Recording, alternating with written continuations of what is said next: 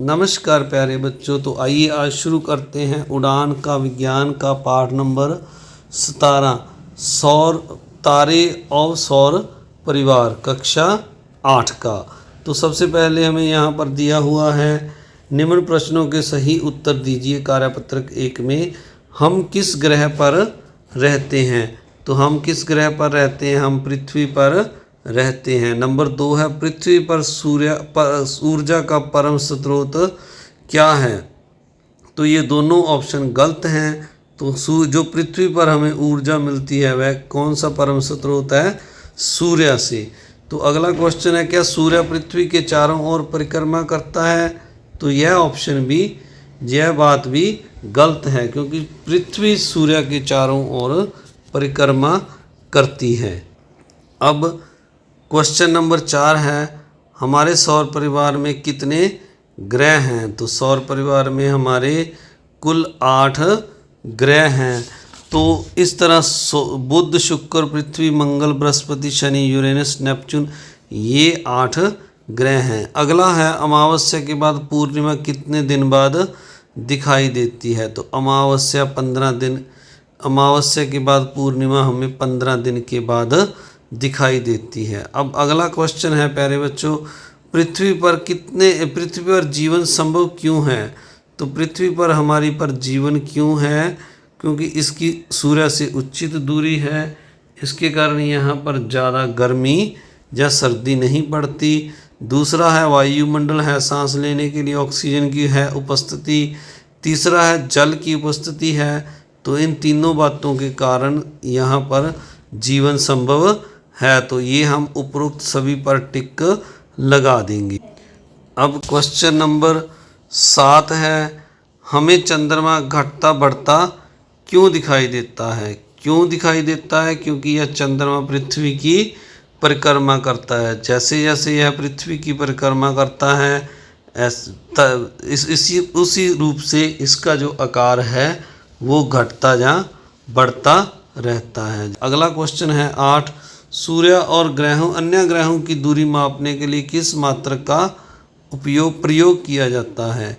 तो जैसे हम एक स्थान से दूसरे स्थान की दूरी किलोमीटर में मापते हैं, तो इसी तरह जो सूर्य से ग्रहों की दूरी है वह बहुत अधिक है। तो इस दूरी को हम किलोमीटर में नहीं माप सकते, इसलिए इससे बड़ा मात्रक हम प्रयोग करते हैं और उसका नाम है प्रकाश वर्ष। यानी एक वर्ष में प्रकाश द्वारा तय की गई दूरी को हम प्रकाश वर्ष कहते हैं। इसकी सहायता से हम सूर्य तथा अन्य ग्रहों की दूरी को मापते हैं। तो आइए अब कार्यपत्रक 2 करते हैं। तो ये पहले डायग्राम और दूसरे डायग्राम को दिखाकर पूछा गया है चित्र ए में आप क्या देख रहे हैं और चित्र बी में आप क्या देखते हैं?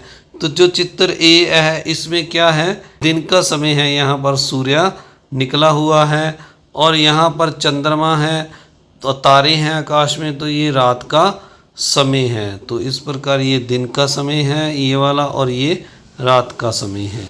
अब आगे पूछा गया है कि इस डायग्राम में हम और क्या लिख सकते हैं? यहाँ पर हम लिख सकते हैं चित्र में हमें सूर्य और बादल दिखाई दे रहे हैं पहले में, और बी में हमें चंद्रमा और तारे दिखाई दे रहे हैं। अगला क्वेश्चन जो पूछा गया है हमसे वो है सूर्य दिन के समय चंद्रमा और तारे क्यों दिखाई नहीं देते? तो दिन के समय चंद्रमा और तारे क्यों नहीं दिखाई देते?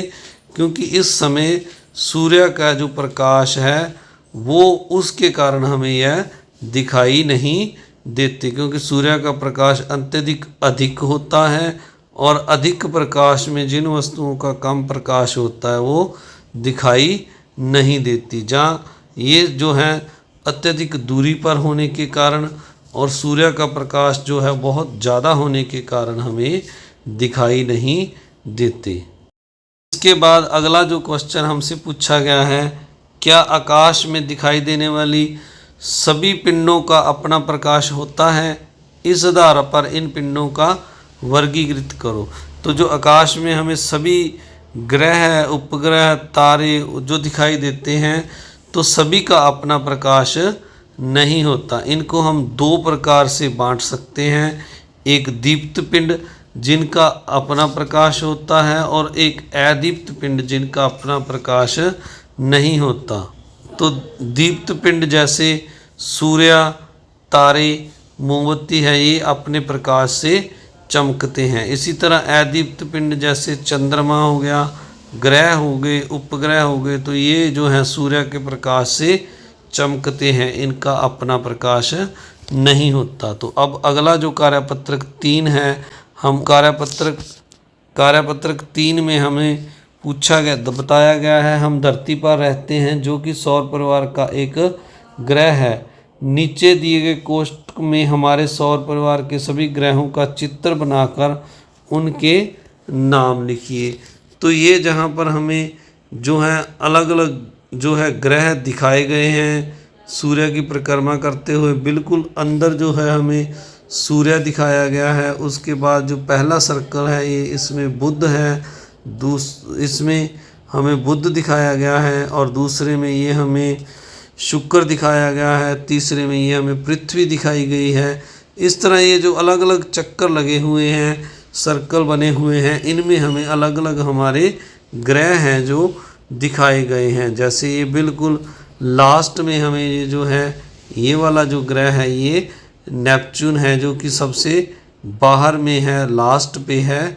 तो इस तरह हमने इन सभी जो सर्कलों में ग्रह हैं जो सूर्य की परिक्रमा करते हैं अलग अलग पथों पर, उनके हमने नाम लिखने हैं। तो हम यहाँ पर अलग अलग नाम लिखते हैं इनके। तो सेंटर में जो है सबसे पहले सूर्य है, उसके बाद ये जो अलग अलग ग्रह हैं मैंने इनके बुध से शुरू करके केंद्र में जो सूर्य के बाद पहला ग्रह है बुध, शुक्र, नंबर 3 पर हमारी पृथ्वी है, उसके बाद नंबर 4 सर्कल में मंगल, बृहस्पति, शनि, यूरेनस, और अंत में जो ये लास्ट में है ये नेपच्यून दिखाया गया है।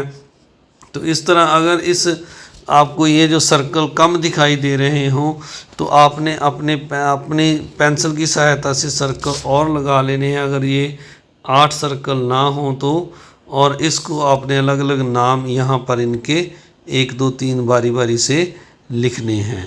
तो आप सभी का इस वीडियो को देखने के लिए प्यारे बच्चों बहुत बहुत धन्यवाद। आपको वीडियो पसंद आए तो आपने इसको लाइक करना है, शेयर करना है, और जो मेरे चैनल पर नए हैं उन्होंने चैनल को सब्सक्राइब भी ज़रूर करना है। Thank you very much.